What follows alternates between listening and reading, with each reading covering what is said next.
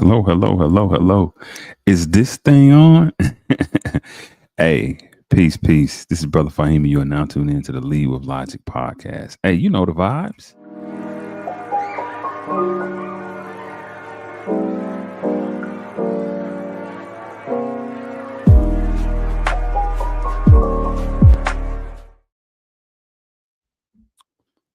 Peace, peace. What's going on, y'all? Welcome back, welcome back, welcome back to another great episode of the Lead with Logic podcast. And I am your most gracious and humble host, Brother Fahim. Man, listen, I'm going to tell you guys like I tell everybody. For those of you guys who are new to the station, I take the controversial, the mundane, and the sensational, and through objective data, right? That means books, literature, peer-reviewed journal, articles, interviews, documentary clips. I now extract the knowledge, wisdom, and understanding from these things so that people can live life in 3D and their enhancement can be their enlightenment can be enhanced. Look, it's a brand of saying and a podcast. You guys are now rocking with me on the podcast, right? Every Monday night, 8 p.m. Eastern Standard Time. Same bat time, same bat channel, right here, right now. But every letter is an acronym that means something. Lead with logic. The acronym is this. Hold on to your seats, right? Letting enlightenment and divinity win in this harsh level of God's infinite creation. That's lead with logic. Look, I want you guys to do me a quick solid. Go on over, and I'm gonna put this in the comments. I'm gonna put this on the screen. www.leadwithlogic7.com. www.leadwithlogic7.com. And you will see a lot of my merch, right? Hats, hoodies, tees, and whatever else it is that you please, man. We got it all. We got it all. Yes, thank you. Let's and please, wherever you at, wherever you are, just know that you are a star, and I appreciate that. You dig? If you are on Facebook, please, you know what to do. You can do two things. Well, actually, you can do a myriad, three that I'm gonna mention, right? You can repost it to your page so that everybody see it and come on in. You can send it out, or excuse me, you can send it a DM, right, to your loved ones that y'all like to talk and y'all like to discuss sports, politics, and whatever the hell else you like to discuss. Send it to them in the DM, but also you could send it to a couple of people, right? You could send it to people, at least 20 people. Let them come on out. Let them get with the program, right? And then if you're on YouTube, I appreciate you. Listen, copy and paste that link. Send it to the people who you know dig knowledge, wisdom, and understanding, and enjoy good adult conversation. We already have a few comments. My brother my brother Ice Cold in the Shy, always supports, been down from day one. And then we have the mystic, another loyal supporter. And I would appreciate if you guys leave your comments in the chat. Leave your comments in the chat. This is a this is a even though it's being broadcast as a monologue, it's really a dialogue because these topics are topics that everybody deals with, right? These are things that we're talking about at the water cooler. We're talking about on the pillow, right? We're talking about everywhere at the barbecue, at the barbershop, at the nail salon, wherever you're at, wherever you are, people are dealing with these topics. So I try to present these topics in a way where we can have some sort of objectivity when we speak about them. That way, we're not allowing emotion to override and overrule logic, right? That's the beauty of logic. So I am going to now, wait a minute. I'm going to now put this in the comments. Let me put this in the comments, good people, so that you guys can have this.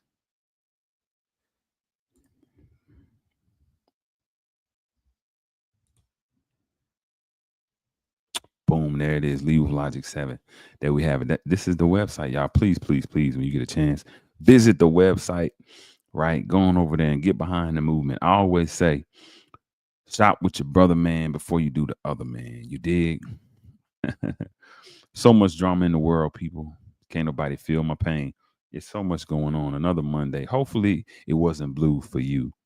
Um, it's always so much to do. The world moves at such an ultramagnetic pace that I try to keep my boots laced so that I can at least attempt to win the race. What is going on? What is going on? Last week, man, I had a little business to tend to take care of, but I'm right back at it. But you know, the world is never short on content. And so this makes for a very, very colorful place. And it also makes us more adept, or it should make us more adept to understanding, right? So what are those topics that we're going to speak about today? When I sent out my little reminders, or at least when I titled this thing, and we're going to talk about more than just white towns, police brutality, and gay mentorships. But that's what we're going to start with: white towns, police brutality, and gay mentorship. I got wind through a very close friend that there's a white town being constructed in Arkansas. Yeah, in Arkansas, I want to say. And so, um, go get my glasses. Almost there. They're in my bag. Sorry about that, y'all. It's a town in Arkansas, all white town, and all white town. And so, okay, I am gay. All right, that's cool. I'm gay too, meaning happy. I'm happy, right? But no, there's an all white town in Arkansas, and you know it's being constructed, and I got wind of it through a person that I know, right? That I'm close to, and they were just kind of describing what was going on, how it was being constructed, and also the leadership, right? The leadership. If you guys don't know, on X, you know, Spaces, that that is a place that can be good or bad, because X is a place where it's one of the only places where scholars and scallywags, thank you, sir, where scholars and scallywags can be in the same close proximity and speak, right? And speak at the same time, right? Now that can be good if the skip scap scallywag is listening to the scholar. Uh, that can be really good. That can be really good.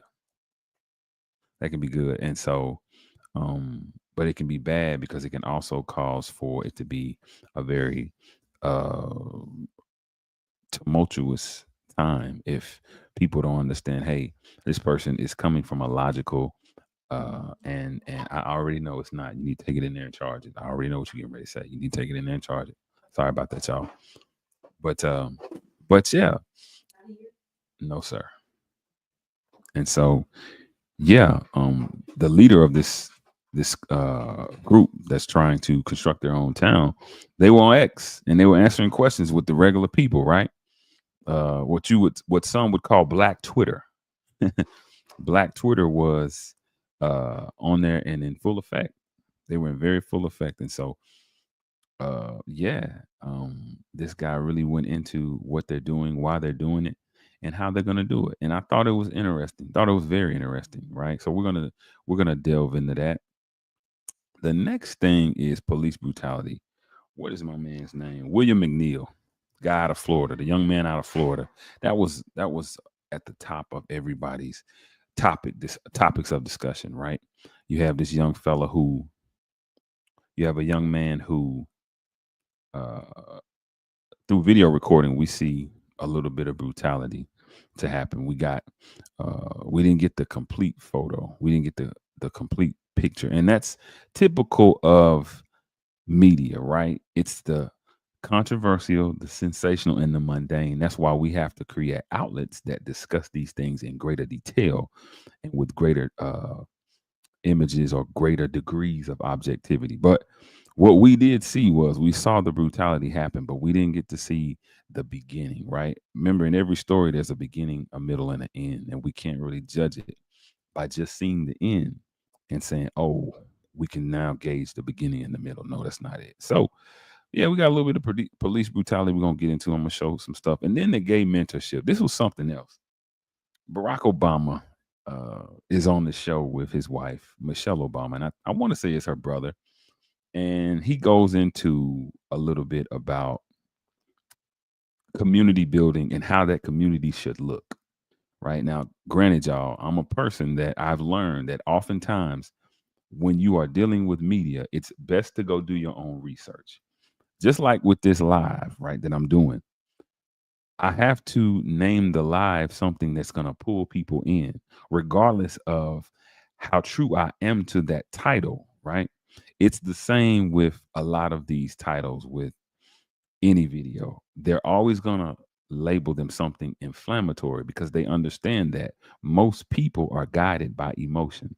They're compelled by the emotion. And so with that being a fact, they know the more emotional that they can get you to be, the more attention that they can get you to spend, right?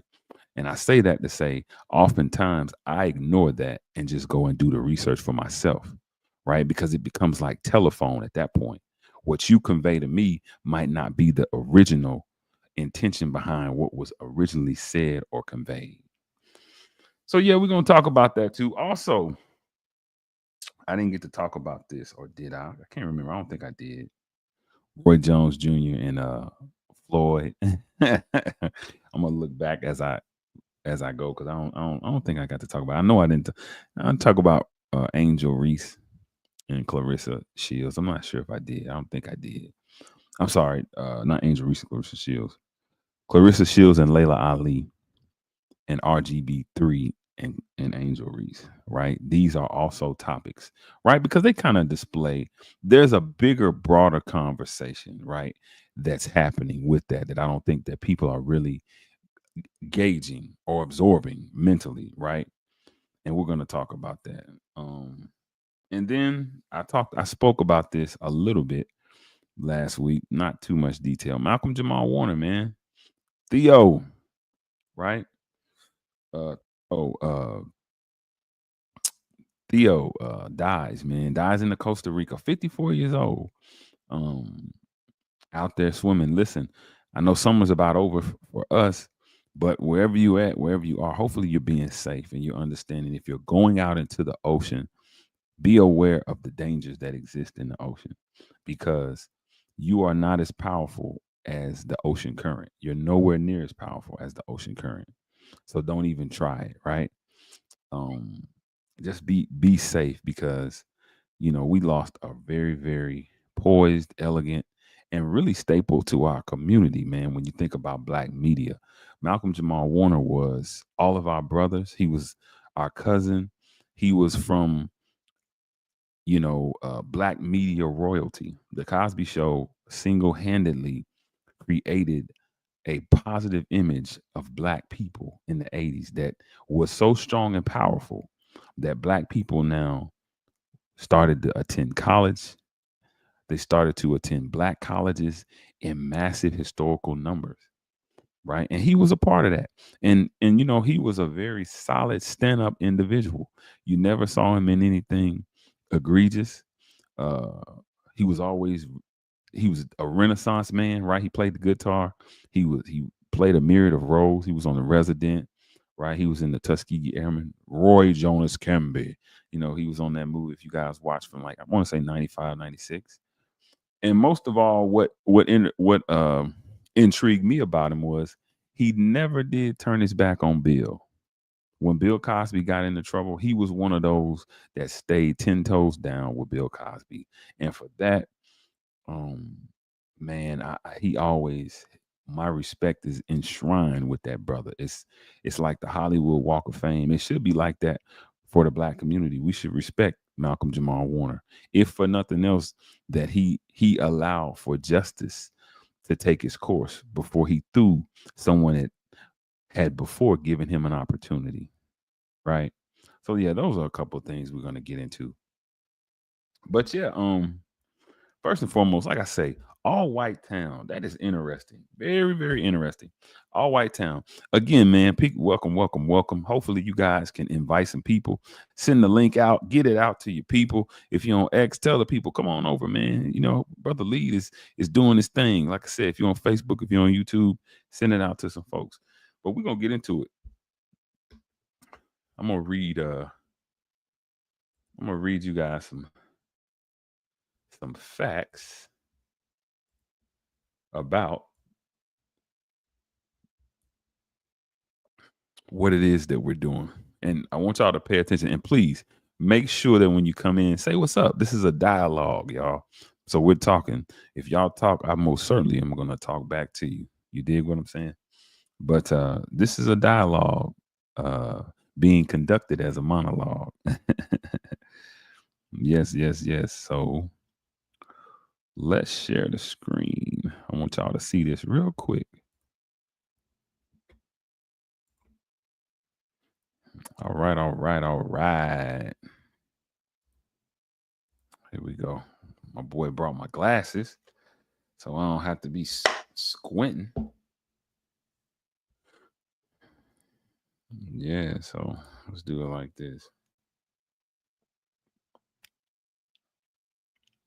Well, all right. So this is what we're doing here. So this article, this is in I want to say it's an Israeli newspaper, right? But nonetheless, they got some facts. So, return to the land. Group sets up all white town in Arkansas. Civil rights activists raise alarm. Return to the land. An ethno nationalist organization has established a white only settlement in Arkansas and plans expansion into Missouri. Rejecting multiculturalism and immigration, the group seeks a return to traditional values, excluding non-white, non-Christian, and LGBTQ plus individuals. The organization's leader defends their actions as protected by freedom of association, while critics condemn it as discriminatory and reminiscent of segregation. Listen, let me say this, y'all. Remember now, segregation and separation, we are taught, are different. When you are segregated, that means a superior subjects an inferior to a position that might not be favorable. When you talk about that's segregation. When you talk about separation, you're talking about equals who come to an amicable agreement that they will now part ways in order to benefit the both of them, right? So segregation by its definition is not what these people are doing, because these people have no authority over anybody but themselves. You see what I'm saying? I see you, LeVar. I see you, King. I see you once. I'm gonna highlight that in a second. An extremist ethno-nationalist organization has established an exclusively white settlement in a secluded area of northern Arkansas's Ozarks and is reportedly considering expansion into Missouri. Return to the Land, RTTL, a self-described private membership association for people with traditional views and European ancestry, launched its initial community in Arkansas in October 2023. So they've been around, y'all. We just now hearing about them. And is now planning to enter Missouri, likely near Springfield, according to NBC affiliate KSNT. The organization rejects mass immigration, multiculturalism, and forced integration, and excludes non-white, non-Christian, LGBT plus individuals, stating its members aim to distance themselves from contemporary society in favor of rural living. Nothing wrong with that. Nothing wrong with distancing themselves from contemporary society in favor of rural living, right? You want a white nation? Build a white town, RTTL's co-founder Eric Orwell asked in an X video promoting the initiative. It can be done. We're doing it. The organization's primary settlement spans roughly 150 acres, houses 40 residents, and includes cabins, roads, wells, a community center, and a schoolhouse. A second location opened nearby in January 2024 with plans for another Ozark suite and potential expansion into the Appalachian Mountains listed on their website. Appalachian Mountains. Y'all ain't surprised by that, huh? In conversation with Sky News journalist Tom Chesser, who visited RTTL's first settlement and observed activities including goat milk production, flute performances, family sports, and swimming, Orwell expressed longing for 17th century colonial America. I would probably feel more comfortable there because I'm white and that's the way this country was when my ancestors came there, he remarked. Disregarding the indigenous population displaced by colonization, he said. Even if an individual has all the same values that I have, if they have an eccentric identity that other people share and care about, their children will also have that identity, and their children might not necessarily have all the same beliefs that they have, Cheshire further added. In other words, they might be white, but if they have an LGBTQ inkling, right? If they have an immigrant inkling, then y'all, we not the same, right? It's just as much ancestral as it is philosophical, right? Regarding RTTL's growth plans, he said, I would like to have more communities so that people in all parts of the U.S. have this as an option if they want. I would also like us to network and branch out internationally. So he's talking about doing business, and he's also talking about creating this type of enclave in the whole world. Y'all let me know in the chat. Now, this is a dialogue. This is not a monologue. So y'all let me know in the chat because I'm going to read y'all's comments just like I'm reading these articles. Their expansion efforts include online fundraising, including a campaign offering financial incentives to parents of newborns to encourage population growth, which had reached half of its $10,000 target. So they recognize we need to get our birth rates up, right? Despite promoting rural living, RTTL maintains an active social media presence, sharing construction updates, nature photography, and children's book illustrations to promote their pastoral vision. Orwell, who presents his project as a matter of First Amendment rights and private property freedom, let me show y'all where I'm at right here, has invested significantly in legal research. The attorneys we've consulted believe that what we're doing is legal, he told KSNT.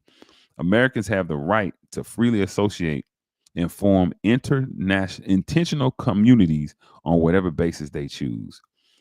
Americans have the right to freely associate and form intentional communities on whatever basis they choose. How y'all feel about that? Do y'all think that's true or untrue? Right? I'm gonna start asking y'all these questions. Let me know that you understand. Talk to me. Y'all talk to me. I'm gonna talk back. Remember, this is a dialogue presented as a monologue. He believes RTTL's private membership association status exempts it from anti-discrimination laws like the Civil Rights Act and the Fair Housing Act, though legal experts dispute this interpretation. Arkansas Attorney General Tim Griffin responded, racial discrimination has no place in Arkansas or anywhere in a free society. These allegations raise all sorts of legal issues, including constitutional concerns. My office is reviewing the matter. That's pretty contemporary because I don't know how many of y'all saw that photo of Jerry Jones, who's from Arkansas, standing in the line with those white boys trying to stop people from coming into the high school. Why do you say that, Brother Fahim? I say that to say maybe now that's what they're doing in Arkansas, but we understand that racism and oppression is just as American as apple pie, right? Or bean pie if you're from around my way. Barry Jefferson, Arkansas NAACP chapter president, said, I just truly believe that we don't need to get back to the Jim Crow era. We've been through that before. I think no one should be discriminated against because of their skin color. If you really look deep into the Civil Rights Act, it doesn't state that. I think they're misunderstanding what it states because there have been many organizations that have tried to carve that out. That's not right, he added. The Anti-Defamation League has directly criticized RTTL, stating it attempts to resurrect discredited and reprehensible forms of segregation. When questioned about racist elements within his organization, including white supremacist content in his Telegram channel and his views on Adolf Hitler's second coming, Orwell maintained that the conventional perspectives on the Nazi leader are one-sided and influenced by wartime propaganda. I think all historical figures are complex, multidimensional, he said. What do y'all think about that? Another question for you guys, right? Do you guys feel that all historical figures are complex and multidimensional? I most certainly do. And he just used Adolf Hitler. That was a great point. He just used Adolf Hitler. I'm going to use somebody that's near and dear to us. Let's use Martin Luther King. See, Martin Luther King, the persona was saint-like, right? Was very much celebratory and praiseworthy. But the man smoked. The man cursed. The man also had affairs outside of his marriage. But that didn't take away from the work that he did. Now, I say that to say, when you say that about Adolf Hitler, you would be hard pressed to get people to admit he was a complex individual, not condoning what he did, but just being objectively, just being objective about it, right? He's complex, as are all, as the man said, historical figures, right? Do we allow these figures to be complex? Do we open up lanes so that we can say, hey, that was true, but this was also, as I always like to tell people, right? Two things can be true at once. Yes, sir. Yes, ma'am. Two things can be true at once. So yeah, I'm looking at the chat, y'all. Y'all tell me what y'all thinking because I know y'all still with me, so I know y'all drawn. But when I say you're going to have to wait for that new Hitler to arise, I'm not saying you're going to have to wait for a new person to start a new Holocaust, Orwell said, adding to his statement that I am saying that you are going to wait for a charismatic leader who is going to advocate for your interests, because that's how a lot of people see Hitler. You know, I saw a post from one of the brothers online, and it was a Jewish historian, and he started to break down all the positive things that Adolf Hitler did for Germany. I'm going to say that again so that the people in the back can hear me. It was a Jewish historian who was breaking down all of the positive changes that Adolf Hitler had made in Germany, like taking them from economic ruin into economic thrivation or thriving, right? Like getting rid of a whole lot of usury and exploitation that was happening to Germany. These things are a part of those historical figures being complex. And a lot of times our emotion, right, won't allow us to even consider these things. It won't allow us to say, while what he did on the international humane stage was deplorable, what he did on the political nation state government stage was incredible. Was incredible. And again, that's not me supporting or advocating what Adolf Hitler pulled off by way of the Holocaust. I do not, never will subscribe to a group of people being oppressed or suppressed at all. But now, so yeah, so since we've read that, let's see what the brother's saying. Let's see what the guy has to say for himself, right? Let's see what he has to say. But before I do that, so we got once. Good evening, everybody. Yes, welcome, welcome. LeVar, my brother, the king. Down with the king. It's her, brother. It's a brother. I'm not sure. I got lost. I'm not sure what you meant by that, Ice, but I know you meant something good. So let's share this video. Let's look at the video on the all whites only town. Let's see what they're saying. We're gonna bring them to the witness stand and let them speak for themselves.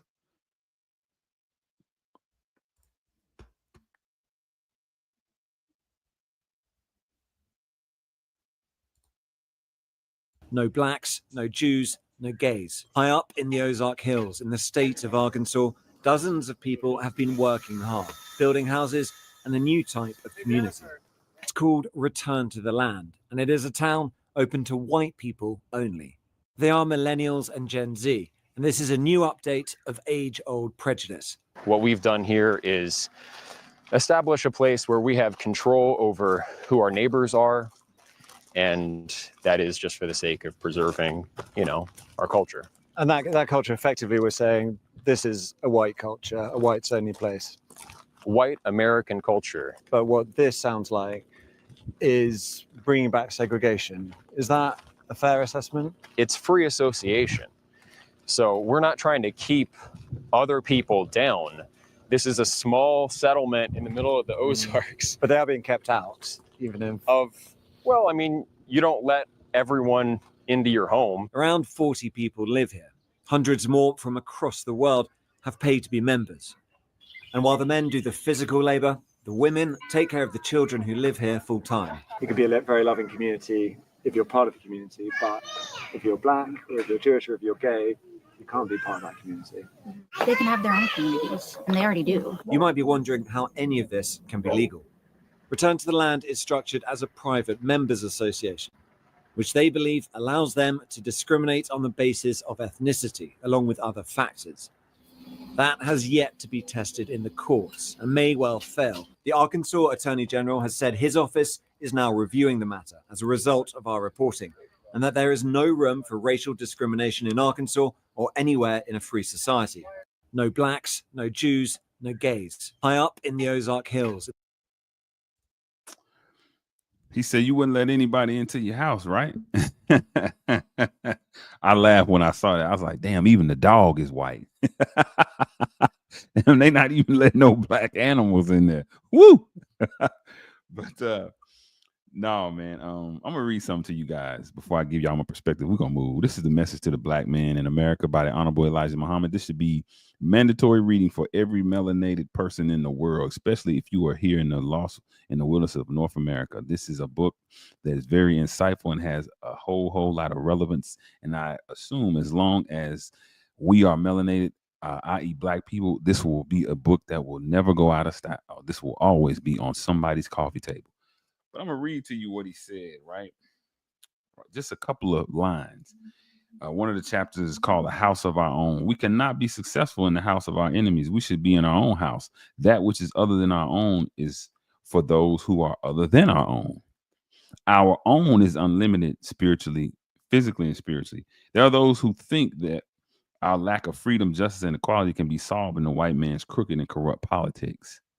But these so-called leaders who think this political strategy will solve our problems are as far wrong as the dishes from the east to the west. I've said many times that the solution to our problem is divine. There are so many who would just for self-praise or exaltation, like to lead you astray under the false claim that they can solve the problem by ways of other than divine. You should never listen to the leaders because they will lead you into the fisherman's net. These leaders, excuse me. Such leaders show no respect for Allah and his power to solve our problem of freeing us from our enemies and raising us into a state of independence like other independent nations. I wanted to read this because you heard the lady when they asked the woman, she said, yeah, they can have their own communities, as they do have their own communities, right?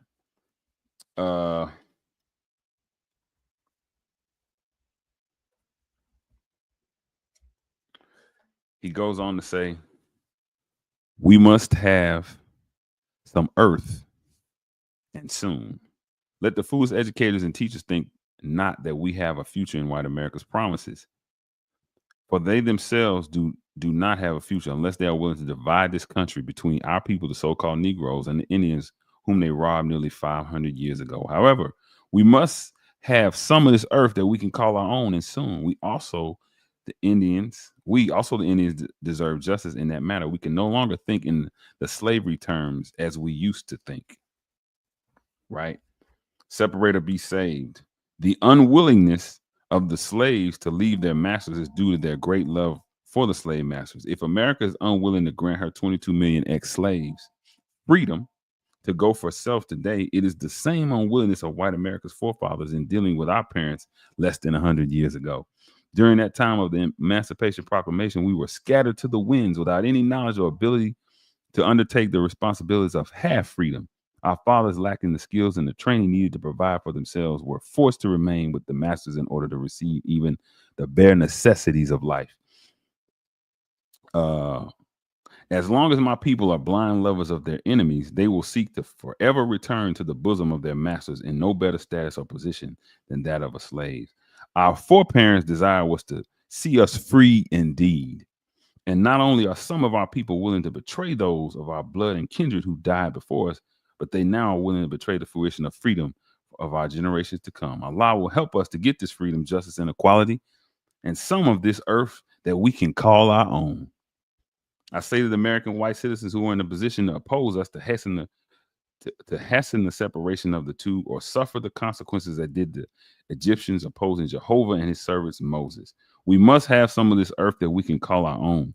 We and our fathers, we have been robbed of all that we originally possessed, and now we are left without anything to use for self, like wealth and modern instruments to start a civilization as you have. Though we helped you to get what you have, we now must have justice in some of this earth and this wealth that we can call our own. That is very important, brothers and sisters, that you hear that and you know that. Why? Let me say this to you.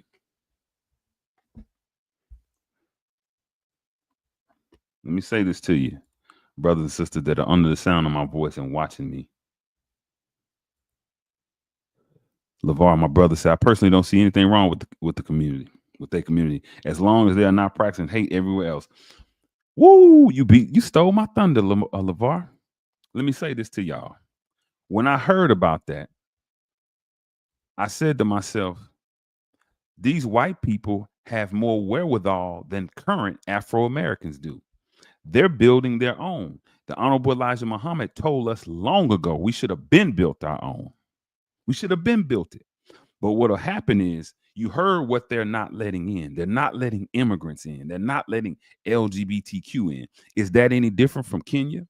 Did y'all know that Kenya dropped all Western programming? They said you can't bring that LGBTQ stuff over here because we understand the implications that it has on our people. No, that's out. Are they now anti-gay? Are they now anti-LGBTQ? You have different places. The Saudi Arabia, you can't even watch pornography over there. They keep it out. Now, some of you might be saying, how is that the same as people excluding people from coming in the community? Listen, they have their norms and their cultures and their values that they are trying to uphold. And if that means that they exclude people, like how colleges exclude people with GPAs, like how jobs exclude people who don't meet the requirements, right? Then that's fine and dandy. I have no problem with that. Maybe we shouldn't criticize as much as we should observe, look, listen, and observe. Like brother was saying, let me put on what brother LeVar, like he just said, as long as they're not committing oppression everywhere else, then it's all good. Right? As long as they are not practicing hate anywhere else. In this African-American community that I live in, we now have Hispanics moving in. Yeah. Hey, and listen, as long as they're not trying to harm and oppress people, like brother LeVar said, I have no issue with what they're doing. Because watch this, socially, a lot of black people are conservative. We're not really for abortion. We're not really for LGBTQ. Now we've become more accustomed to it because in our culture, more of our relatives, our friends, our family members are becoming involved in these things. Not to knock it, but we understand we are a people about life. And maybe, just maybe, we should listen to our elders and what they had to say about that. Right? Maybe we should conserve our values. And if that means excluding people, I'm all for it. I'm not saying I'm discriminating on people. I want y'all to get that. For everybody watching, I'm not with discrimination. However, I am with the upholding of the values and the norms that are going to advance my future generations. So moving right along. What's my man's name? What is my man's name? William McNeil. That's something else that was a hot topic. Very hot topic. Very hot topic. Because we all saw this police brutality. The video, again, these are great lessons, brothers and sisters, to not rush to judgment, to not hasten the judgment. If you just listen to what Brother Marvin Gaye told us, believe half of what you see and none of what you hear, then you'll be good, right? When you see these clips, say, I want to see the whole clip. When you read these headlines, don't just assume. The old people used to say, don't judge a book by just one look, right? So go into that thing, really read, get the context, because that will now help you understand and give you a better outlook and insight, give you greater insight. But I'm going to share this with you guys, and then I'm going to show you guys. Stay tuned. Y'all make sure y'all inviting people, right? And talk to me. LeVar, I appreciate it. Keep talking, LeVar. Hey, tell my sister I said peace and I love her. I want to show y'all this. Now, this is what I saw. We're going to go over the facts of this thing, right? This is William McNeil. This is William McNeil. So we're going to go over the facts. Here are the facts in the William McNeil police brutality case. Y'all forgive me. I'm getting old. On the night of Friday, February 19, 2025, 22-year-old William McNeil Jr. was pulled over by deputies in Jacksonville, Florida. What began as a traffic stop over alleged minor infractions, driving without headlights and not wearing a seatbelt, exploded into a horrifying display of police brutality, captured clearly on video by McNeil himself, His cell phone footage, now viral, shows a white officer punching him directly in the face before dragging him from the car. The video is unmistakable. McNeil sits in the driver's seat with his hands raised, visibly confused but calm. Repeatedly asks, why is he being stopped? Then comes the sound of breaking glass, followed by fists. The officer leans into the broken window and delivers multiple blows to McNeil's head. Officers yanked him from the vehicle, handcuffed him, and left him injured on the ground. McNeil suffered a concussion, a broken tooth, and needed stitches in his lip. In the days and weeks following, he began experiencing short-term memory loss, nightmares, and symptoms of trauma that mirror PTSD. For millions of Black Americans watching, that footage meant reliving a story we've seen too many times. A young Black man brutalized during a routine interaction with law enforcement. No charges filed, no knife found. Officials defend officer despite damning evidence. Sheriff T.K. Waters, that was another video that I saw. People was on his ass. The Black sheriff, he got up there. You know, it takes some it takes some kahunas to be a Black law enforcement and stand up and defend behavior that is unbecoming, right? Sheriff T.K. Waters announced both criminal and administrative investigations following public outcry. Officials removed Officer D. Bowers, that was the officer, right? The white deputy seen punching McNeil from frontline duty, but did not suspend or fire him. The state attorney's office ultimately chose not to press charges against the officers, claiming they violated no criminal laws. Florida is a Republican-leaning state. I'm glad that's good. This is Black Wall Street Times, so they put it on there, right? Adding insult to injury, the sheriffs later alleged that McNeil had reached for a knife during the stop, a claim not supported by McNeil's footage or police body cam videos. In fact, neither footage nor witness accounts confirm the presence of a weapon. National civil rights leaders Ben Crump and Harry Daniels, who represent McNeil, say officers fabricated the claim to justify the violence. Civil rights attorneys demand transparency, accountability after inhumane attack on William McNeil Jr. This wasn't law enforcement, it was brutality, Crump said at yesterday's press conference. All video from JSO should be released to ensure that there is transparency for McNeil and for the community, and the community, excuse me. We demand full accountability from the Jacksonville Sheriff's Office and justice for William McNeil Jr. Daniels added he gets pulled over for a bogus allegation. To be subjected to this type of brutality is so inhumane. Reflecting on McNeil's composure, he emphasized William was calm and compliant, yet insisted of answers. He got his window smashed and was punched in the face, all over a questionable claim about headlights in broad daylight. Video footage also shows another police arriving at the scene with his headlights clearly off. So, I'm not going to read the whole thing, but I'm going to show you something, right? And this is, who is this? Tiffany Crutcher, attorney, Ben Crump, and Nehemiah D. Frank, publisher and editor. Okay, this is some people who we know who Ben Crump is in the middle. We've seen him enough. That was what we saw, right? We saw the video with this young fella in a red shirt, and all you see is the window getting punched out. That was one that we saw, and it was like, oh, wow, that's crazy. And when I saw that, I initially thought, we got a comment. Hold on.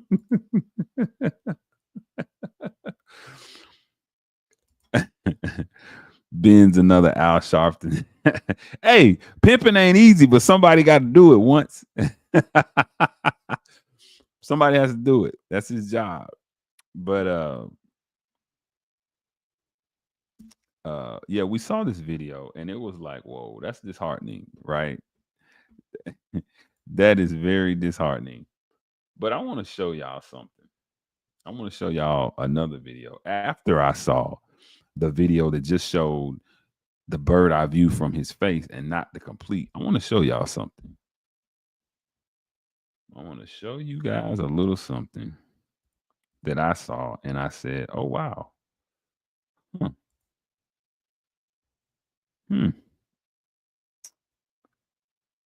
let's see.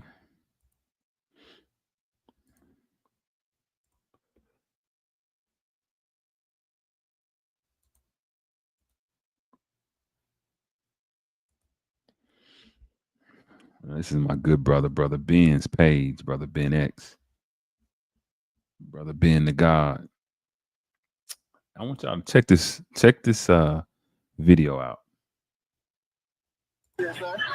Is there a reason why you're popping the door open like that? I have a window that works. Is there a reason that you're pulling me over? Yeah, absolutely. There's a reason why I'm pulling you over. For one thing, inclement weather, you don't have your lights on. Two things, you're not wearing your seatbelt. It's daylight. I don't need the lights. And it's not raining. It's not raining. Oh, this is inclement? It's not raining. Okay, I'm not arguing with you. I'm telling you why I'm pulling you over. Give me your driver's license, registration, proof of insurance. No, call your supervisor. Why? Excuse me? Call your supervisor. Why did you pull me over? Sorry, 35. I've already told you. Why did you pull me over? Step out of the vehicle. No. Step out of the vehicle.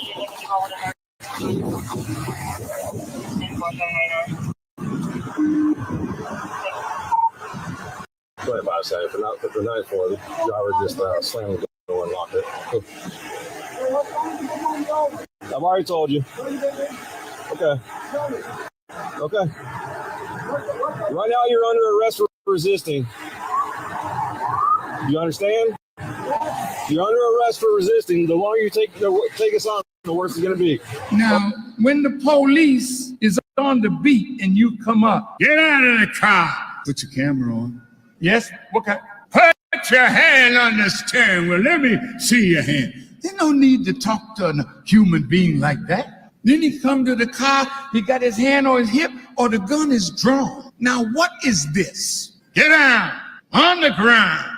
Shut up. Now, he's sick, but because he's sick, he'll kill you because he wants you to flaunt his authority so he can use the power of his authority on you. I was in Philadelphia one time, and it was late at night, and I was driving back to Boston. It was about 1 a.m. Police stopped me. I pulled over. He walked up. Did you see the stop sign? Now, I could say, you know damn well there wasn't no stop sign. Yeah, and some of us get like that. See, but you're not dealing with somebody who respects his own law. So you think you're reciting the law to him now. And the gun is his law. The taser is his law. All he wants is an excuse to use it. And sometimes you don't even need an excuse. So when he said, you missed that stop sign. There wasn't none there, but I said, oh, officer, I'm so sorry. I'm sorry. I must have been concentrating on something and I missed it. Get out of the car. Okay. He opened my glove compartment. I had just recorded a white man's heaven is a black man's hell. It was in the glove compartment. And he was so busy looking, he missed it because I know if he saw it. So I said, sir, you're welcome to search the car. And I'll open the trunk. You can search that. You're too damn helpful. Now he got a black man that's helpful. I'm saving my life and his too. So when he didn't find nothing, he said, well, I'm writing you a ticket. I said, yes, sir. When he gave me the ticket, I said, thank you, sir. Because I knew damn well I wasn't going to pay it. I just got in my car and drove off. Now, look, man, your life is precious. You don't give the enemy an excuse to take your life because you want to show how big a man you are. But when it comes time, my teacher said to me, put your back to the wall and like say, this is the day I die, and move to kill anything in your path. In fact, you got to know what to do if you are stopped or arrested by these devils. You can't run off in the mouth when the devil gets you. You shut your mouth. You're sold. We're at war. We are captured nation. And when you are captured by your enemy, behind enemy lines, you only give name, rank, and serious. That's your driver's license at best. If you ain't got that, that's your dog tag. If you don't have that, it's your ID card. Well, what about so-and-so? We're going to kill you, buddy. We're going to put you away, buddy, for life. You don't say nothing. Say, I'd like to see my attorney. So we we're going to lock you up and keep you there. We're not going to feed you. We're not going to give you no phone call. We're not going to do nothing. You say, come on with it. That's right. That's right. Lock me up. That's right. I'm not making no statement on tape. I'm not making no statement on video. I'm not signing a goddamn. When you are stopped, when the devil approaches you and puts them with funny sirens, they got to be a it's night, you driving or whatever, you can turn your light on in your car before they get out. Let them see inside of your car. That means you got to be clean. You can have nothing in your car you don't want you to see. Put your hands on the steering wheel so the beast can see your hands.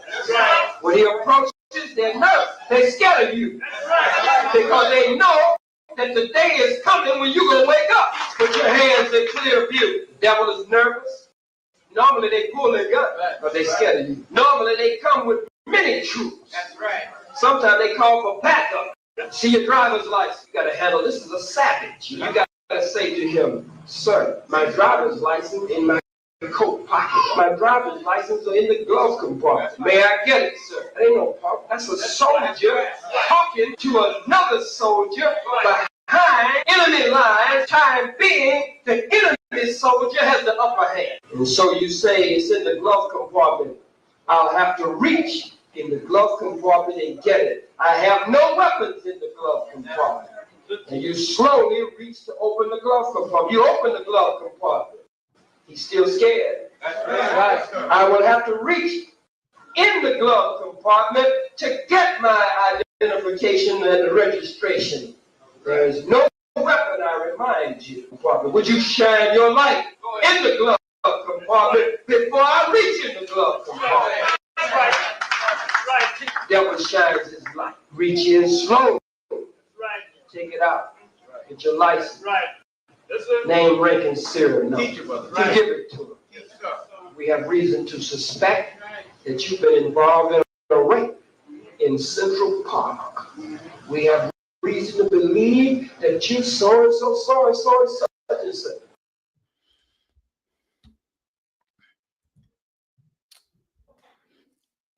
Now, you just heard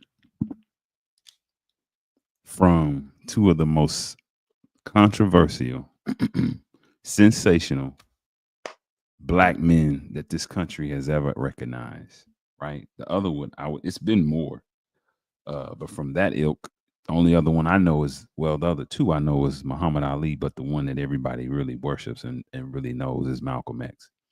I say that to say, and I'm going to make it quick and move forward. I put this on my Instagram. He didn't suffer from police brutality as much as he suffered from his own stupidity. Now, absolutely, there was some brutality there. They absolutely, when they punched inside of that car, that qualifies as brutality. But I want to say this to you, right? Melanated black people, don't do that. When you are a man with your head inside of the lion's mouth, your neck is inside of there, you move accordingly. Like the Minister Farrakhan said, and like Minister Khalid Muhammad, rest his soul, said, you behind enemy lines. I think Ice Cube said that in High Learning. He told Omar Epps that.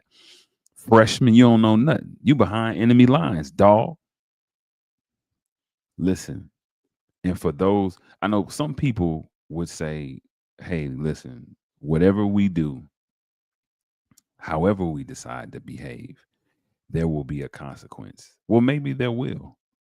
That's not, that's fair. That's a fair assessment. However, you want to go down swinging in a sense that you want to go down smart, right? You want to go down not making it easy, right? You want to comply because here's a few things. The talk, black people have the talk. We tell our children, you don't beat the police on the street, you beat them in the courtroom. So you need to comply.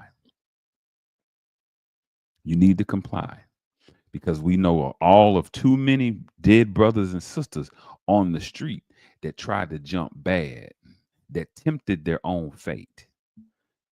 See, he's lucky he only got a couple of licks to the face. You saw the video where they tried to get him out.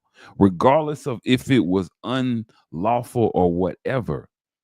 We talking about your life here, brothers and sisters. If you want to be a martyr, that's fine.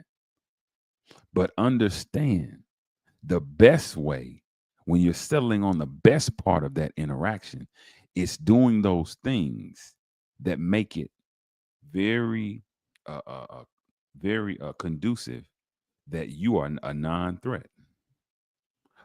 Cutting the lights on when it's dark, letting down the windows. Yes, sir. No, sir. You heard Brother Khaled.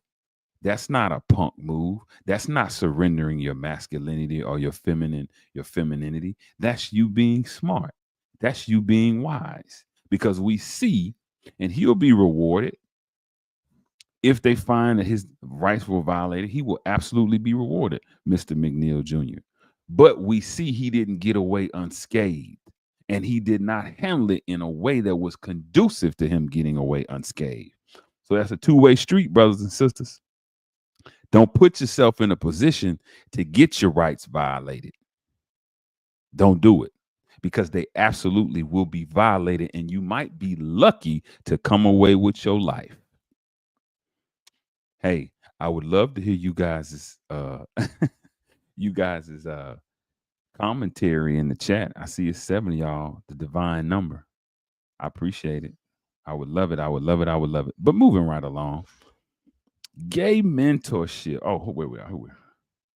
Gay mentorship. That's my brother, the God. I see you, Jasper. The God himself, the G-O-D.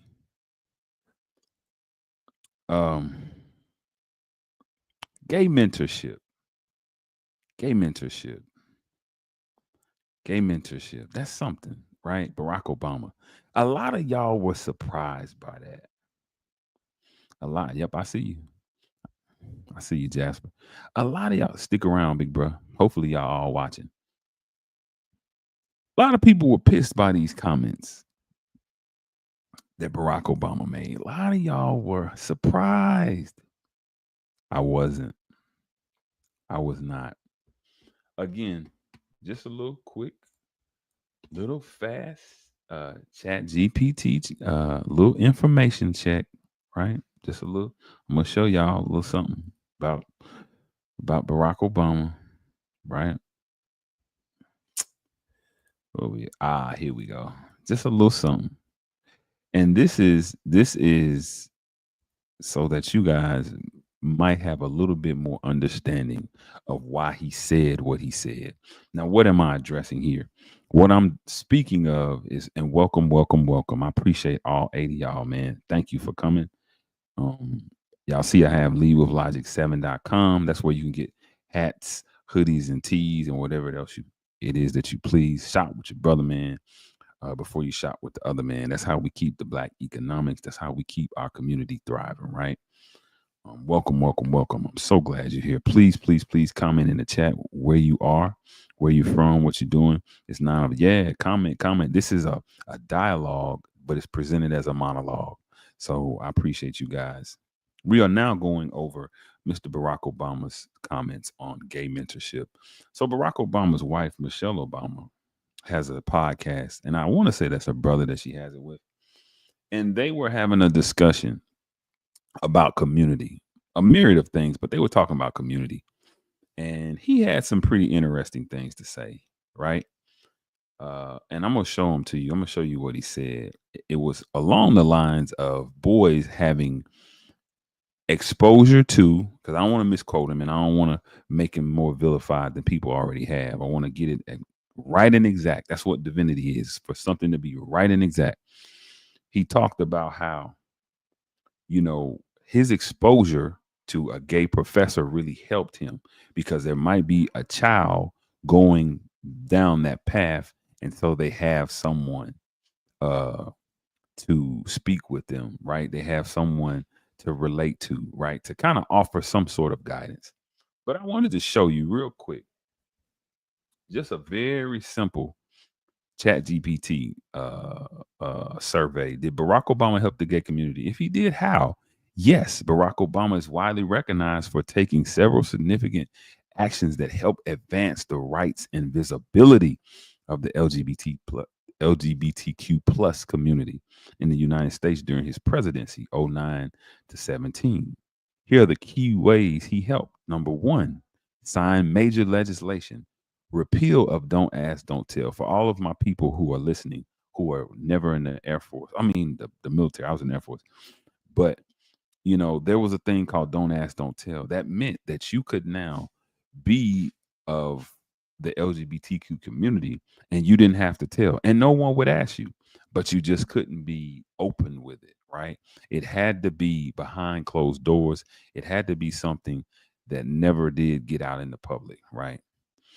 In 2010, he ended that law that had forced gay, lesbian, and bisexual service members to hide their sexuality or risk discharge from the military.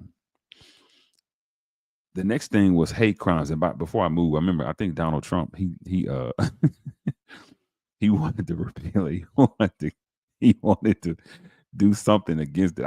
He said something. Trump said something about LGBTQ in the community, LGBTQ community in the military. And I was like, wow.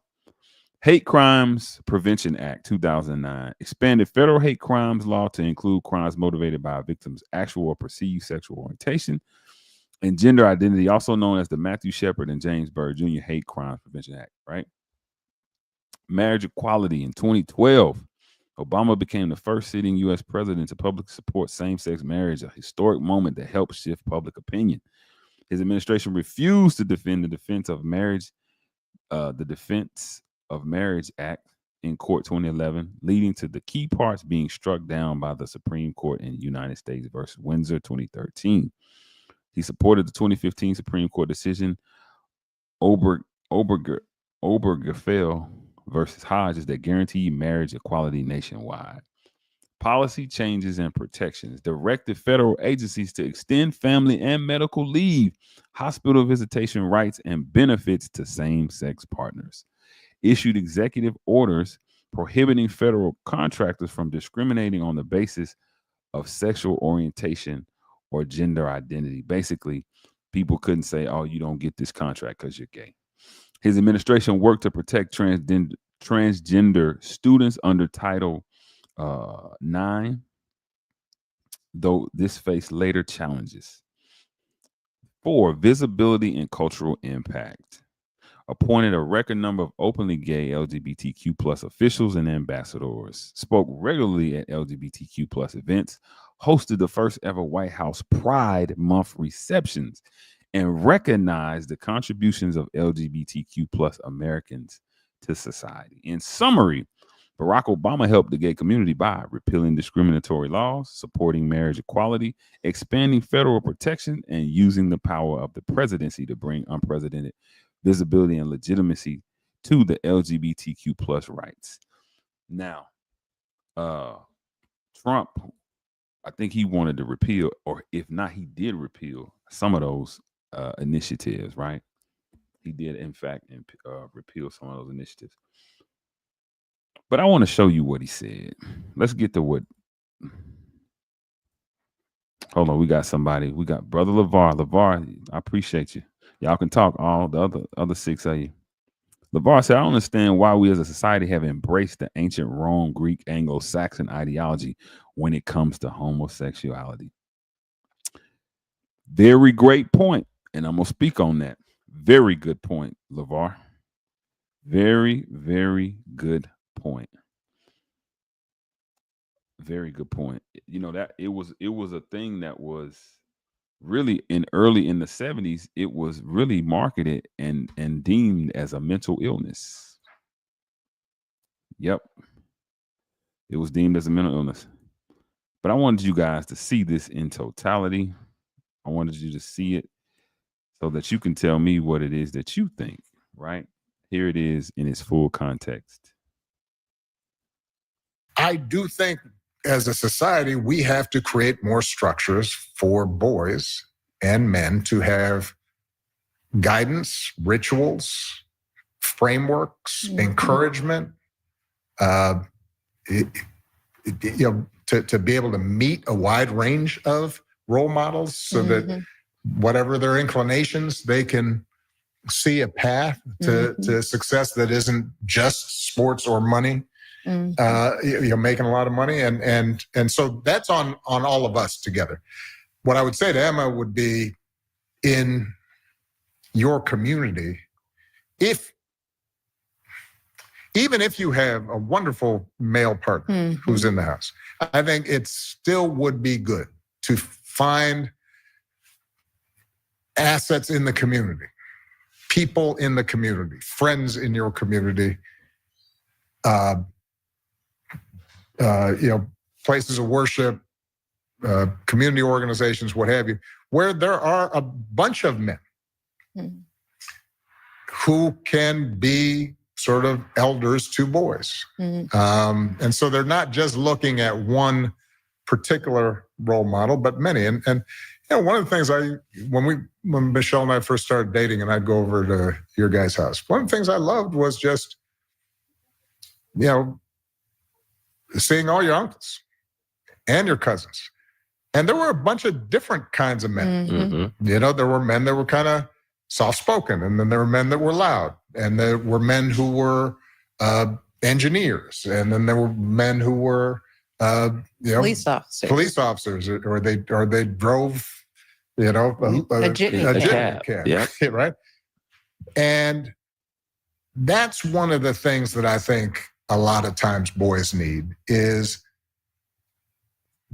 not just exposure to one guy, one dad. No matter how good the dad is, he can't be everything. He can't be everything, and that boy may need somebody to give the boy some perspective on the dad. Yeah, right. Yeah. One of the most valuable things I learned as a guy was I had a gay professor in college at a time when openly gay folks still weren't out of line, who became one of my favorite professors and was a great guy and would call me out when I started saying stuff that was ignorant.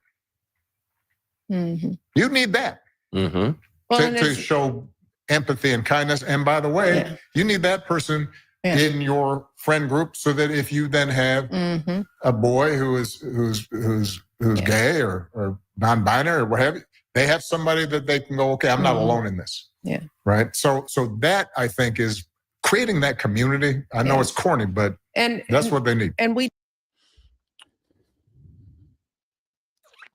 So now, that was interesting.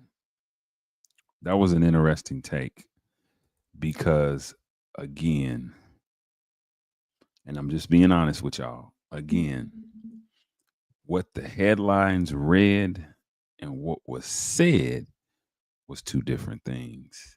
See, now, Barack Obama, I wanted you guys to see where he was very compensatory, very giving to the gay community. So that's believable. You can believe that, right?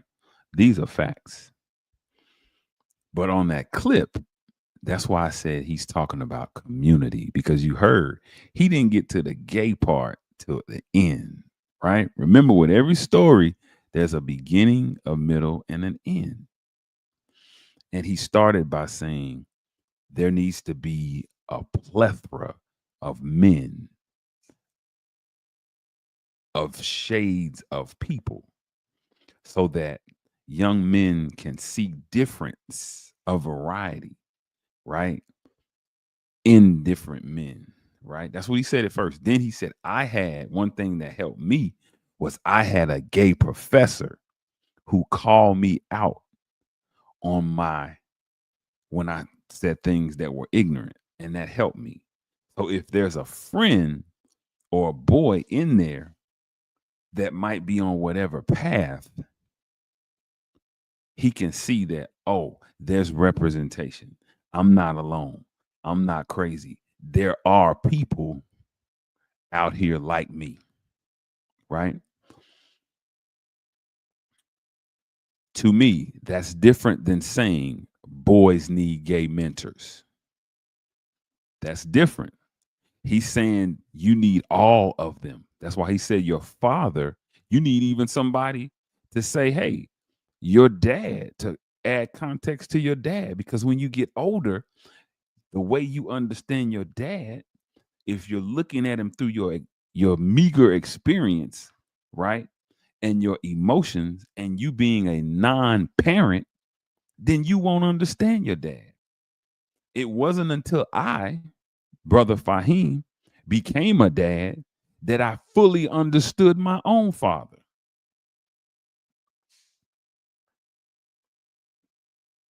And it took other brothers telling me who already had children, who knew my father, who knew men like my father, to give me some enlightenment on who my father was, what he had to do, how he had to conduct himself, and why we had the relationship, or offer some sort of justification or explanation as to why we had the relationship that we had. I'm being honest with y'all, right? I didn't see where he said solely children need gay mentors. I did see where he said they should be exposed to older individuals so that they can now have some clarity on how they choose to move. I'm going to say this to that statement that he made, because initially I was thinking, why would I need a gay mentor? When you do that, you now say that Black masculinity in its pure form, just a man, is not sufficient. There's a hole in his teaching, as if to say he doesn't teach his son that he will not experience, he will not meet or engage with people who have different variations of sexuality in this world that we live in, right? A man prepares his son for all, and his daughter too, for all potential occurrences. We tell them this is who you're going to meet out there. This is the world that you're going to be faced with. So you need to now you need to be understanding. You need to make sure that you move understanding, hey, I don't want to offend people, and I definitely don't want to let people offend me, but know that these people are out there and have some sort of understanding about them. I have friends that are gay. I have family that's gay. You have family that's gay. You have friends that are gay. Do you let them around your children?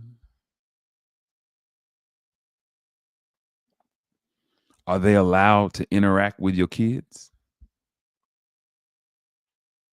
You know, when you have a family member that's of a different or alternative lifestyle, do you now isolate and exclude from that person? One of my favorite cousins in fact, my favorite cousin was a drug addict. But I trusted him with my life, though. I trusted him with my life. But he was strung out. But my point is, I did not exclude myself and my family from him because I did not agree with how he did his life, how he structured his life, right? I let my children know that this was the reality. We don't involve ourselves in that reality. That is a reality that is destructive of life, but he is still our relative. And when we go around him, we will show him love. We will interact with him. Right? And so from that perspective, that's how I understood what Barack Obama had to say. And let me say this about Barack Obama. For the record, I'm not a fan. Right? I'm not a black man who was for Barack Obama. Not at all. I look at Barack Obama in the same way.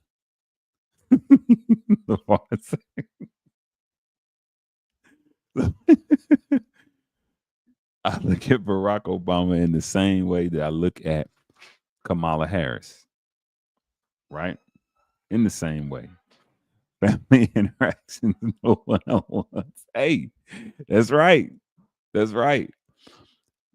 But, right is right and wrong is wrong. And I think with that, I think that has become somewhat of a clickbait. If you disagree, the chat is right there, and you're welcome to state why you disagree with my stance and my perspective. I welcome it.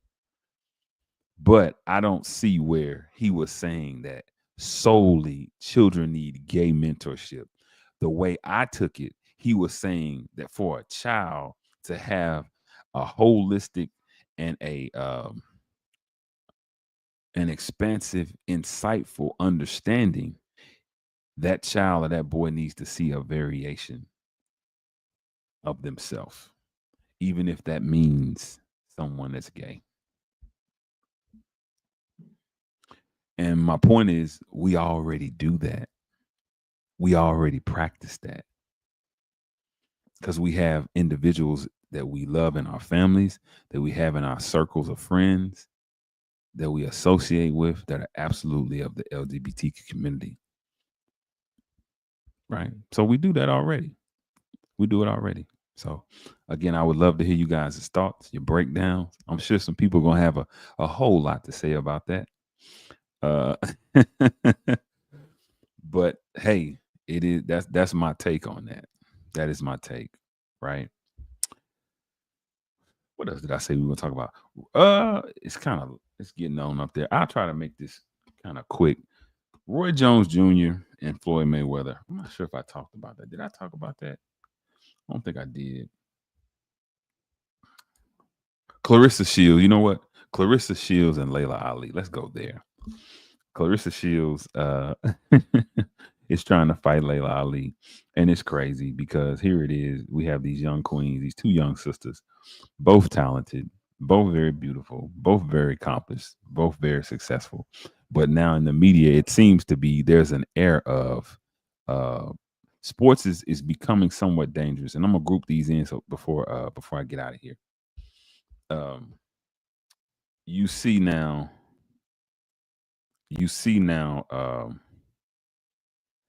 things getting elevated a notch where before as people kept it within the sports realm, right? Clarissa Shields is a personality. I don't knock her for her avatar in her boxing room because I love Muhammad Ali in all of his stature, right? I loved him.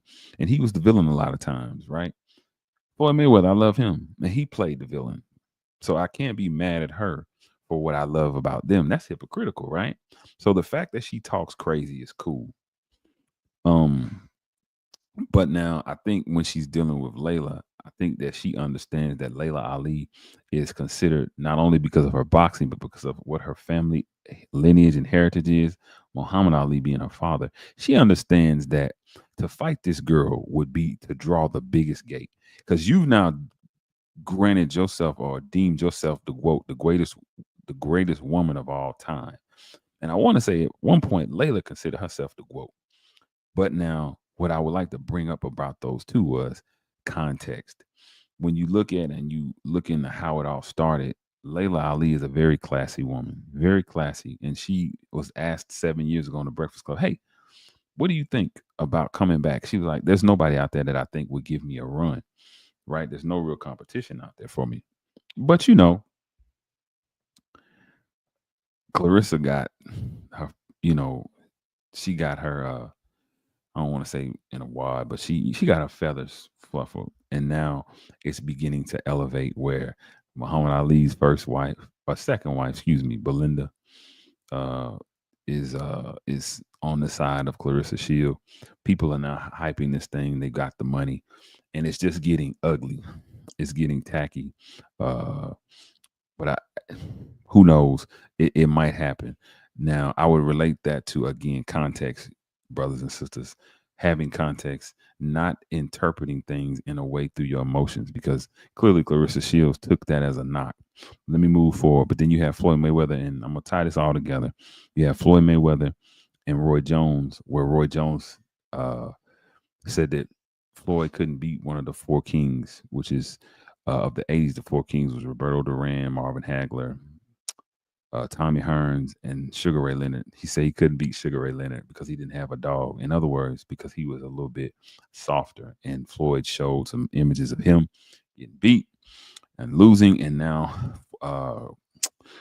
Roy wants to fight. He said we could fight out of the ring or inside the ring, and it's gotten ugly, right? The fact that you guys would take it outside of the sport, that's not good at all. That's when it becomes too much.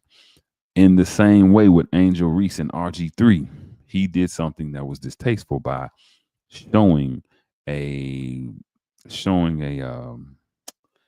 tweet that had Angel Reese depicted as a monkey, and Shaq then stepped up and said, "Hey, you can't do that. I'll punch you in your face." Because I guess RG3 had been critical of her in the past. There had been some issues about interracial marriages. That was the reason behind the critique. You know, how Angel Reese deals with and engages with Caitlin Clark. These things were all in question. Now, RG3 was wrong. He was absolutely wrong for even putting that out. You don't do that.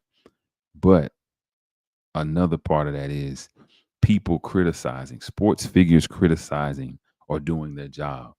I didn't see an issue with RG3 saying, hey, the way you're handling Angel Reese is conducive of you having a real hatred for Caitlin Clark. Now, people have said, well, she's not the only one that deals with Caitlin Clark. And it's to indicate that maybe Caitlin Clark is a little bit, I don't know, mouthy. Maybe she's dirty. But people were saying RG3 didn't now report on the other people, and that's fair. That's absolutely a great and valid point. My only point is, it seems as though in sports, things are now starting to topple over from the sports arena into the street. Anytime you guys are starting to now want to get physical outside of the genre of whatever athletic field that you're in, that's not cool. And also, I see you, Fika. Also, you know, who are these people to now say, hey, you can't critique such and such? I understand it. To send out a text like that, the RGB3 sent out, is absolutely deplorable and distasteful. But as a grown billionaire, as a grown man like Shaq, why would you do that? You now incriminate yourself because you have gone on a public platform and said you were going to fight somebody. This is ludicrous. This is ridiculous. A mastermind would now bait you in so that he could sue you. And now when I get to court, I'm just going to say, look, this guy said months ago that, hey, he wanted to fight me. And sure enough, I see him and he punches me. What the heck? This ain't what I do. I was just doing my job and everybody jumped in. But my point is, brothers and sisters, we have to always let cooler heads prevail. We have to be logical and be sensible about it. If no one's throwing hands at us, then there's no reason to ever throw hands, because once you do that, or once you threaten throwing hands, there are so many different scenarios that now become open. Pandora's box becomes open because you cannot control your emotion. It was the same thing when LeBron James approached Stephen A. Smith about Bronny James. Bro, you might have been right theoretically, but you were wrong in practice, because now you've elevated this from something of a professional thing to a personal issue. And that's what I'm saying about Shaq. That's what I'm saying about Roy Jones. Bruh, don't elevate this or get low and take it street. You understand? Don't do that. Don't do it. And last but not least, Malcolm Jamal Warner. Malcolm Jamal Warner, Theo. Theo was that guy. Wasn't he that guy, y'all? I'm going to show something of Theo. Just before I'm getting ready to get out of here, but I want to show something on Theo, because I grew up on Theo. Theo was that guy. He really was that guy. He really was that guy. And so let me just show y'all a quick one of my favorite memories of Theo, Malcolm Jamal Warner.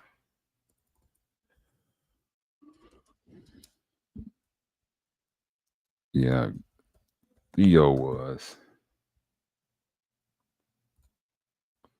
something else. I remember Theo, Robin Givens was on there, remember? And she was interviewing, I want to say she was interviewing Denise.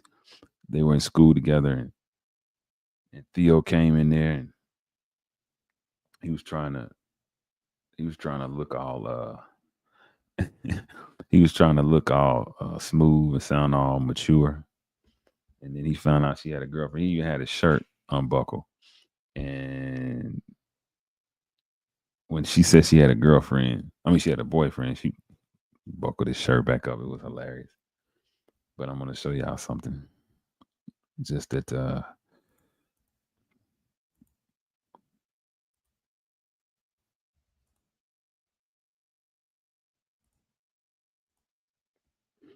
everybody knew that Gordon Gartrell, right?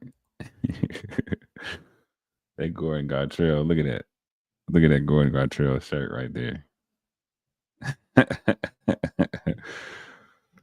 But let's play this one. You're wearing cologne. Yeah. Next time, put it on before you shower. Look, they'll be here any minute. Just my shirt. That's right. Thanks. Hey. Did he overdo it on the cologne, or did I smell too hard? Come talk to me. Me? I'm a little nervous about the shirt. I need company. Okay.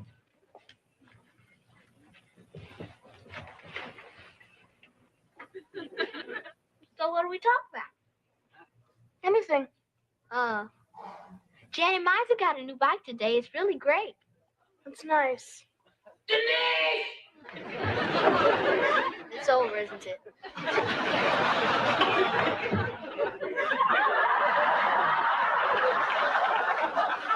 What is this?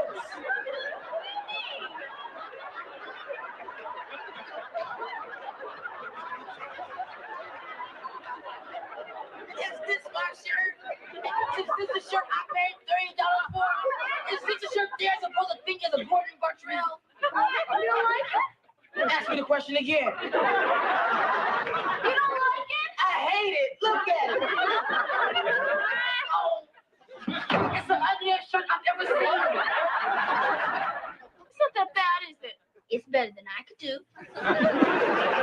Look at these sleeves. My arms are the same length, worn out my sleeves. This collar's all crazy and its inside is too big. Maybe if you tucked it in a little more. It's tucked into myself. You are gonna pay for this. Come on, it's the last time I'm ever making anything for you again. Good. Stand up.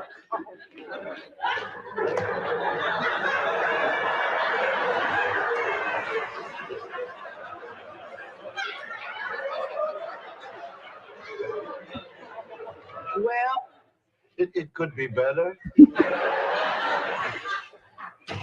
But then, again, it's not as bad as you think, son. That is terrible. Just think of it. It's different, that's all. No way I'm wearing this. Christine's gonna laugh at me. No, you won't. I promised her Gordon Gartrell, not a clown shirt. I'll never trust Denise again. I'm sorry. I don't mean it. You know, it's a good-looking shirt.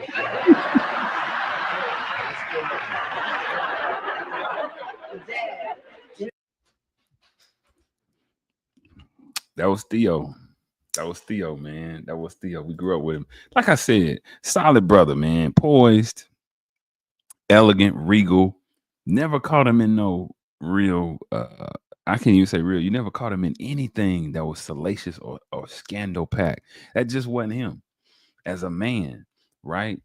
I didn't realize. I knew he had dated Regina King from 227 from Ray. You know Regina King, Boys in the Hood, Poetic Justice, and I think The Watchmen. I think she has a few things she been in, right? She played Shirley Chisholm, I want to say. But yeah, they dated. They had a romance. So talented, absolutely so talented, absolutely so talented. He was super talented, Twa. He was super talented. He was really talented. He used to date Charmaine too. That was something that tripped me out. Right? He dated Charmaine. Charmaine was Pam's friend on that, like the last 2 seasons, I want to say, of the Cosby Show. Remember, cousin Pam came to live with the Cosbys, right? Lance and Alan Payne was on there.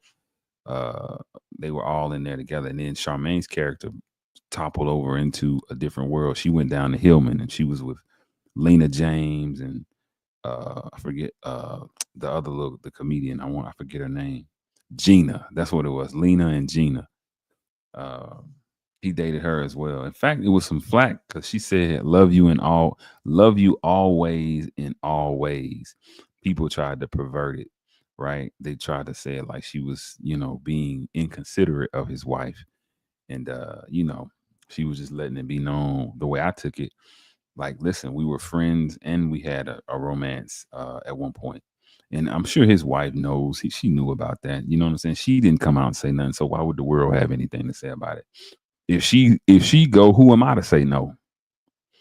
But yeah, he was just a solid dude, man. And like when it happened, I was like, wow. It made me think back to being in Myrtle Beach with my family and being out there way, way, way, where the waves where I had to been like 200 feet out there. And I was just so surprised that the water was to my knees, right? I'm a kind of a taller brother. And so I was like, man, this ain't really bad. Not considering a riptide, which is what got Malcolm Jamal Warner, not considering sharks.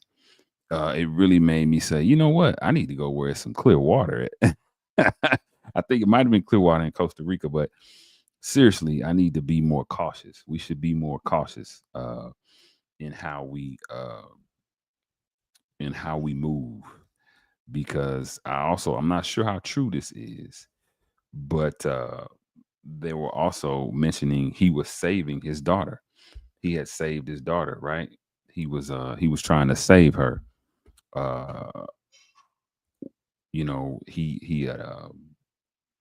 He was fighting to save her when he succumbed. He wasn't by himself or anything like that. So yeah, Mystic. Yeah, he was something else, man. You know what? That's what it is. I am gonna play some more stuff. I do want y'all to see some stuff. I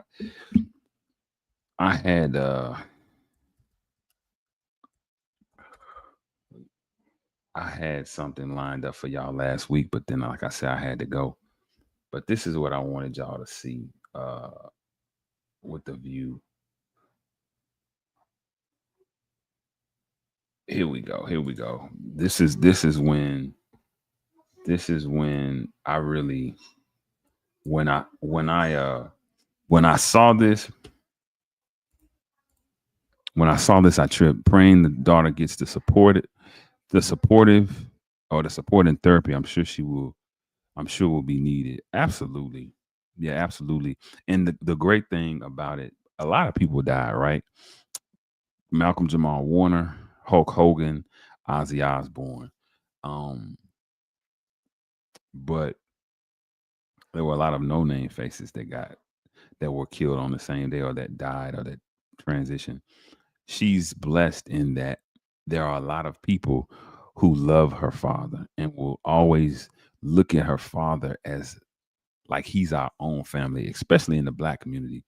I think I heard Jamie Foxx to really describe that dichotomy of our relationship with television show stars and movie stars. Denzel told Jamie Foxx, see, they know you because they just turn on TV. You're right in their living room, but they have to get dressed, get in the car, drive to the theater, buy the popcorn, go sit down, and then watch the movie. So it's more of a event. It's more of something of a occurrence. They have to do all of these things to the lead up, to the build up to see me. But with a television star, you kind of know them. You kind of look at them as family. And we absolutely looked at Theo as family, right? He will always be family because he will always be a part of a time on television that you don't see anymore. You don't get that type of quality television like that, where they had morals and scruples, and we saw ourselves in a light that was very productive and something that we could be proud of. But this here specifically, this is when I really had I gained a whole lot of love for Malcolm Jamal Warner. Watch how he handles himself. Right now, excuse me if I put my foot in my mouth, because I'm just standing next to you. It's like a You're geeking out right now? teenage thing come true. I'm trying to be real cool about my geeking out. Let's start. It's been 23 years since we were both on The Cosby Show. And let's take a quick trail down memory lane. I believe in staying close to my family. I like to pass on what I've learned, especially to someone as young as her, because she is our future. Olivia, blue suede shoes, hit it. 1 for the money, 2 for the show. 3 to get it ready now, go, but don't you stop with my blue suede shoes. You can do what you want, but don't stop with my blue suede shoes. How old were you there? I was probably 3 years old. 3 years old. Yeah. So I don't really remember a lot from the show, being that I was 3 years old. Malcolm, can you refresh my memory? All that drinking and stuff you were doing back then? No, but here's what I do remember. I remember what the floor looked like. It was blue, and it had those round raised things. I guess I was so close. And the hallway walking to the Cosby Show studio was pictures of all of us. What do you remember? Right. About you? About us, the show, and what you love the most. You know, I have so many memories about the show, like really awesome memories. What I thought was always interesting about Raven is, you know, because she came on the show like at 3, 4 years old, being that young, not knowing how to read. So, you know, having to remember what to say, when to say it, and how to say it was always really amazing to me. She's smart. And there's some really great, like you know, I think the greatest moments are between Olivia and Cliff, because we were a very under-rehearsed show. Yeah. So, you know, Raven's cue to say her lines would be, you know, the line before. And because Mr. Cosby didn't always know his lines, he'd like go to left field, and it's like some really magic moments to watch Raven, you know, go to left field with him, and kind of, they had like this a nice little banter. The girl has talent. Now, man, back then, I mean, yeah. You know what, Malcolm? By the way, I love that flat top.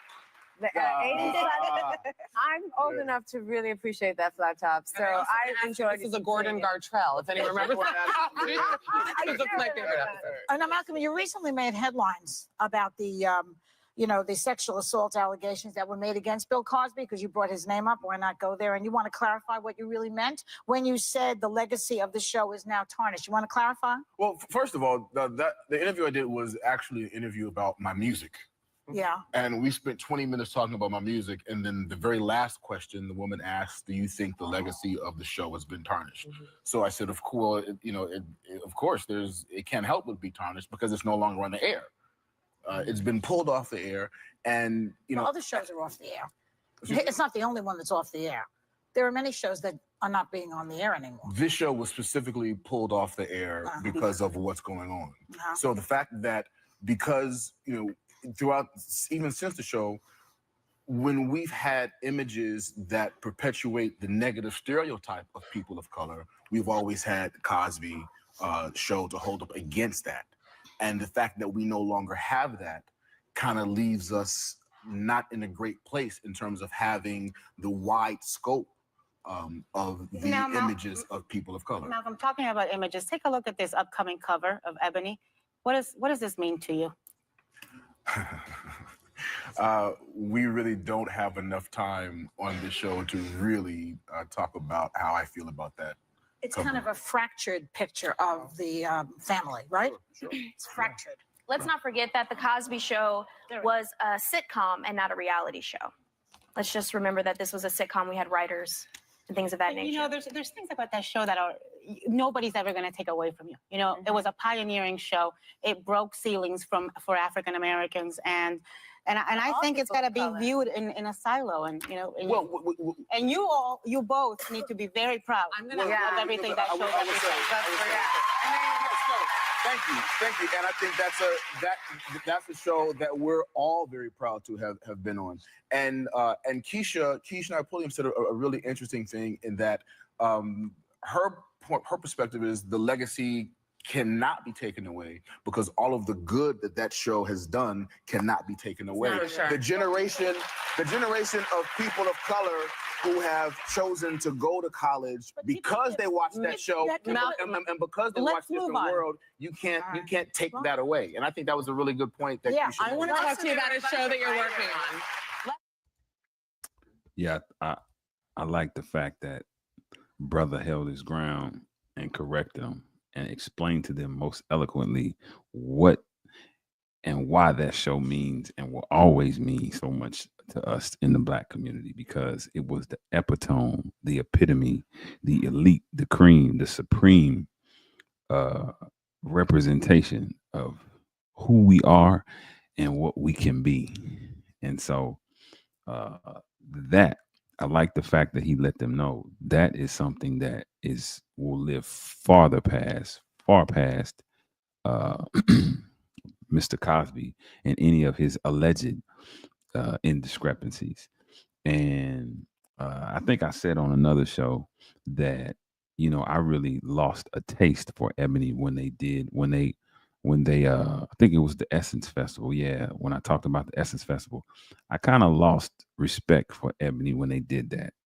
Yeah, I kind of lost the respect for him when they put that on there, when they put that fracture on there. It really, to me, it really solidified, hey, we are now adopting a full liberal ideology, right? And we are doing so at the expense of people who have patronized, people who have advocated, and people who have really made our publication what it was and what it is.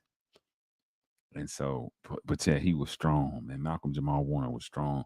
And y'all see the little Hispanic lady to his right, your left, she's flirting with him the whole time. Oh, I like your fade. Yeah, she's on Malcolm. But listen, man, I appreciate y'all rocking out.